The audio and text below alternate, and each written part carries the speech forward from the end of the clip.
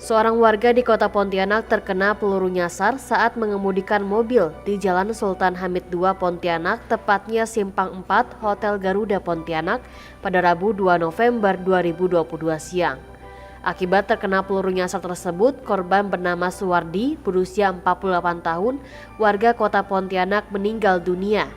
Kakak ipar korban menyampaikan bahwa dirinya diinformasikan terkait peristiwa ini dari adiknya. Saat ini korban masih berada di Rumah Sakit Bayangkara Pontianak. Dari informasi yang Tribun kumpulkan, peluru nyasar itu berasal dari pistol anggota Satlantas Polresta Pontianak, di mana saat itu anggota yang berada di dalam pos lantas Simpang 4 Hotel Garuda hendak membersihkan pistol miliknya. Seketika itu, pistol itu meletus dan peluru mengarah ke jalan dan mengenai korban yang saat itu mengemudikan mobil dari arah Pontianak Timur menuju pusat kota.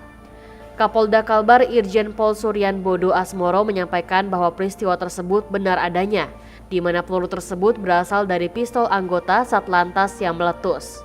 Terima kasih sudah nonton, jangan lupa like, subscribe, dan share ya!